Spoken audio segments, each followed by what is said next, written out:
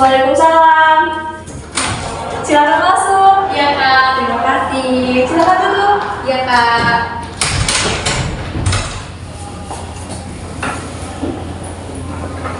Alhamdulillah, sebelumnya saya ingin mengucapkan terima kasih banyak kepada kakak karena kakak telah meluangkan waktunya untuk dapat hadir di sesi konseling kita hari ini.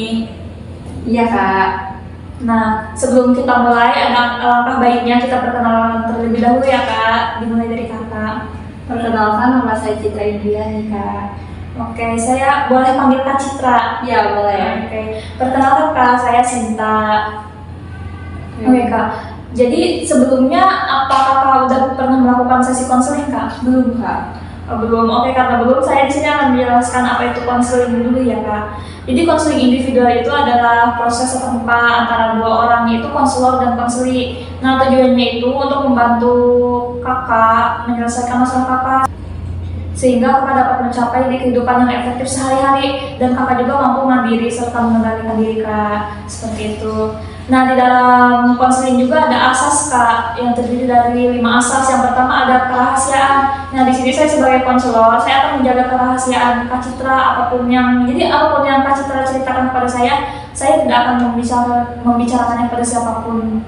Sudahkah kakak percaya kepada saya kak? Iya kak, saya percaya. Alhamdulillah.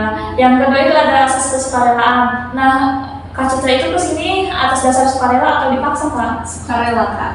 Alhamdulillah ya kak. Yang ketiga ada keterbukaan. Nah, setelah Kak Citra percaya kepada saya, setelah Kak Citra kesini dengan sukarela, Kak Citra pastinya harus terbuka dengan saya. Apa Kak Citra siap? Siap kak. Alhamdulillah. Yang keempat itu ada asas kemandirian. Jadi saya di sini hanya membantu Kak Citra untuk keputusannya sendiri. Itu Kak Citra yang akan mengambil Kak Citra, seperti itu.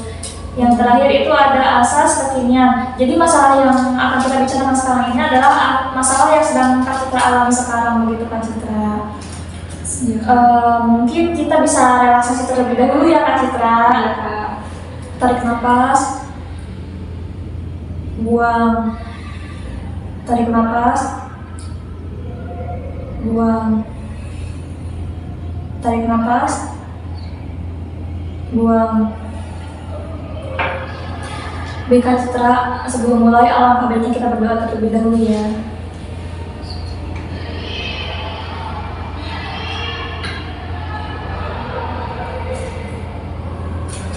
Semoga sesi konseling kita dilanjutkan ya Kak Citra. Amin.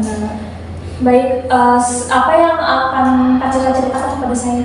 Oke kak, jadi saya akan menceritakan masa lalu saya ya, tapi sedang saya alami sekarang gitu. Jadi sampai sekarang tuh saya masih nggak bisa lupain mantan saya kak.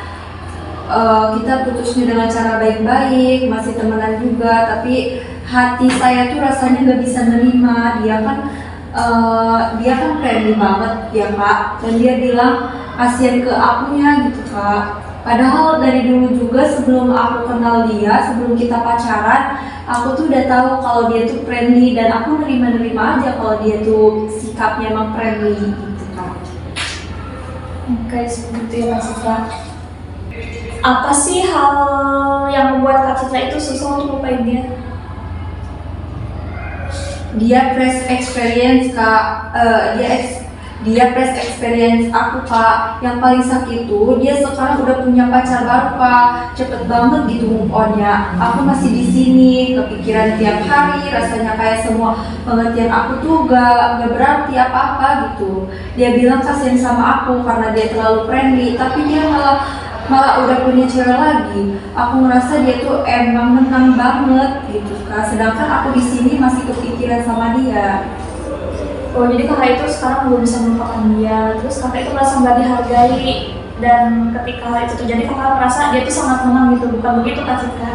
Iya kak, aku ngerasanya dia sangat menang dan aku juga ngerasa gak dihargai. Aku gak terima atas semuanya itu kak. Apa sih yang membuat perasaan itu saat ini makin berat? Jujur ya kak, saya masih sering ngeliat sosmednya, sering bisa berkali-kali, sehari bisa berkali-kali gitu. Dan tiap lihat dia kayak bahagia banget sama pacar barunya, itu bukan cuma sedih tapi sakit banget gitu kak. Apa hal itu mengganggu hal lain kak? Iya kak, mengganggu banget. Hal itu mengganggu kegiatan belajar saya, jadi kurang fokus gitu. Waktu kakak masih bersama dia, terus kakak melihat dia friendly, apa sih perasaan kakak? Udah pasti sakit hati banget ya kak, sedih, cemburu, tapi dia seakan gak peduli dan gak pernah mikirin perasaan saya. Dia paling cuma bilang, ya aku emang orangnya kayak gini. Oh, jadi ketika kakak masih bersama dia, kakak melihat dia friendly, kakak itu sebenarnya sakit hati gitu kak? Iya kak, aku sering sedih, sering cemburu, dan sering sakit hati tiap lihat dia friendly. Kalau aku boleh tanya, kakak tuh tadi kan bilang kalau kakak itu bisa nerima kalau dia itu friendly, tapi di sisi lain kakak juga bilang kalau sebenarnya kakak itu sedih gitu. Jadi yang benar seperti apa kak? Iya kak, sebenarnya aku terluka, cemburu, sakit hati, tapi aku tahan supaya hubungan aku tuh sama dia baik-baik aja gitu, dan gak berakhir karena itu, malah dianya tetap milih pergi dan cari pengganti aku. Seperti itu Kak Citra. Jadi selama ini Kak Citra itu memendam sedih, cemburu, begitu Kak Citra? Iya kak, bener banget. Ketika dia sudah ada yang baru nih seperti sekarang, apa kan Kak Citra merasa dia itu menang? Apakah Kak Citra pernah berpikir untuk Kak Citra itu lebih menang gitu dengan meningkatkan kualitas diri Kak Citra, membuat diri Kak Citra lebih baik seperti itu Kak Citra? Aku pernah kepikiran kak, tapi rasanya susah banget. Aku masih kebawa sama perasaan sama dia, jadi sulit mikirin diri sendiri gitu. Oke Kak Citra, pasti itu berat banget ya.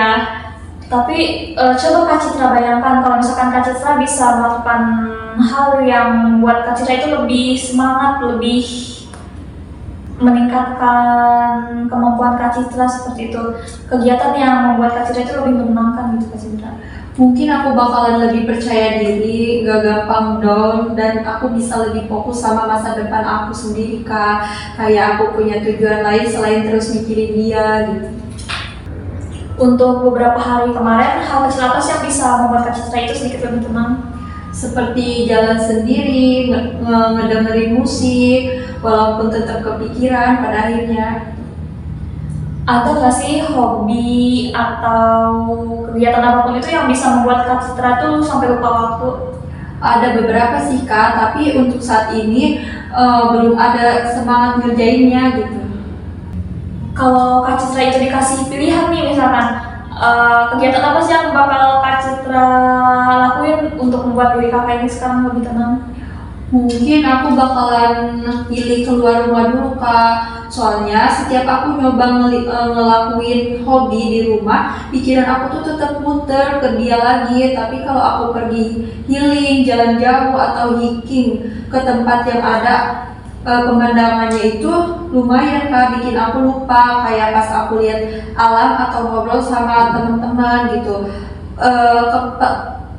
Kepalaku sedikit kosong gitu kak, nggak penuh sesek kayak biasanya, walaupun cuma sebentar, tapi itu yang paling aku rasakan bisa bikin aku agak lepas dari mikirin dia. Jadi selama ini tuh kakak memendam sedih, cemburu ketika melihat dia friendly dengan cewek lain kan. Terus ketika dia memutuskan hubungan dengan kakak, kakak tuh merasa tidak terima gitu. Terus kakak tuh sehingga kakak sulit untuk melupakan dia karena dia, apalagi dia sekarang udah mendapatkan yang baru nih gitu ya. Dan ketika hal itu terjadi, itu juga mengganggu kepada fokus belajar kakak seperti itu ya kak? Iya kak, itu persis yang aku rasain banget. Kak, wajar nggak sih aku sampai kayak gini, sampai sakit hati setiap lihat sosmednya? Wajar banget sih kak, apalagi kan dia first experience ya kak. Pasti susah banget kalau misalkan untuk melupakan secepat itu. Untuk kakak sendiri, kakak pernah nggak sih ngalamin hal seperti ini? Pernah banget kak, jadi saya juga waktu dulu pernah sulit untuk melupakan mantan saya. Nah tetapi sampai di titik saya itu mikir kalau misalkan masa sih saya stuck di dia aja, sedangkan dia juga udah bahagia kan.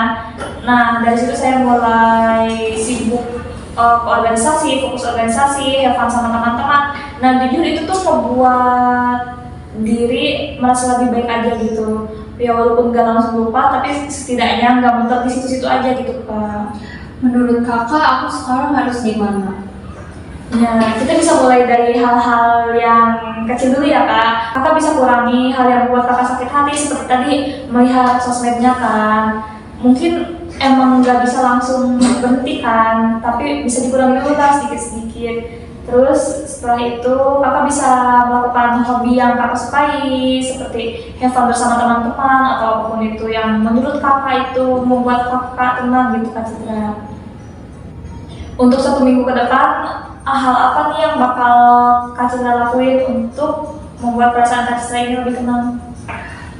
Mungkin kurangin lihat sosmednya dulu Kak, terus tidur lebih teratur, sama mau lebih aktif berorganisasi supaya sibuk dan gak dikit-dikit mikirin dia gitu Kak.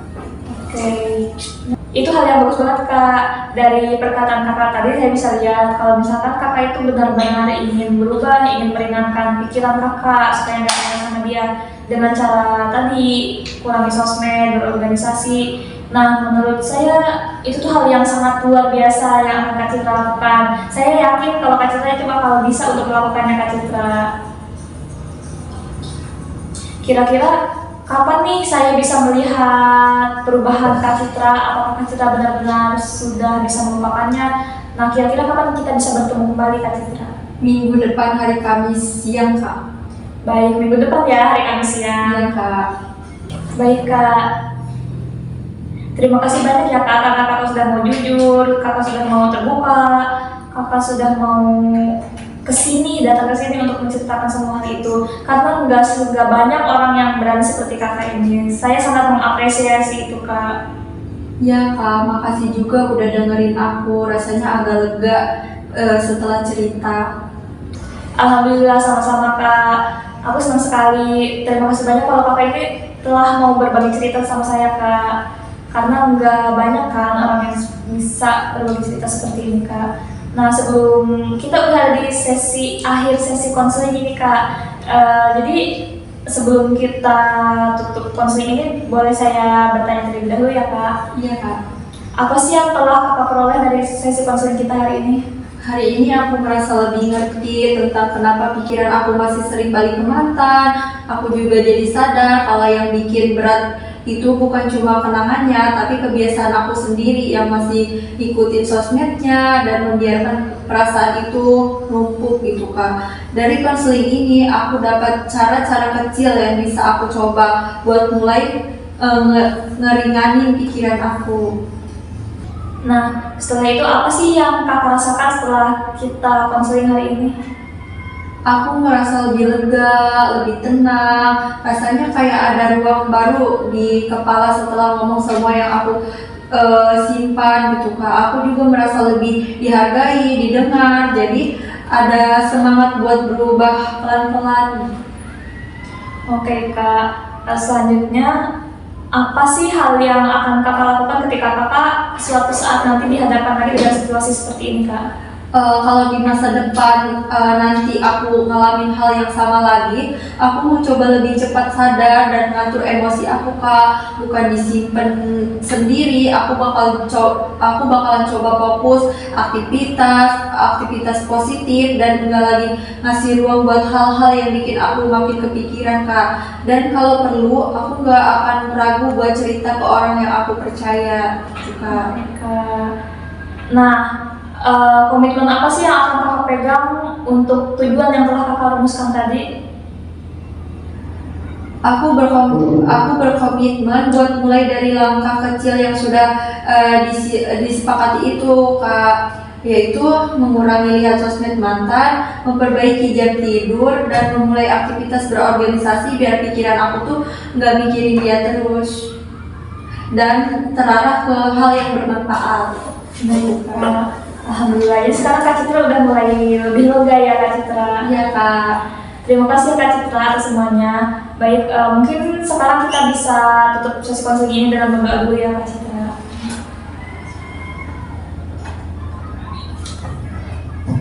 Alhamdulillah kita telah menemukan tujuan Kak Citra. Baik Kak Citra, mungkin pertemuan kita hari ini sampai di sini ya Kak Citra. Terima kasih dan sampai jumpa lagi Kak Citra. Iya Kak, terima kasih Kak.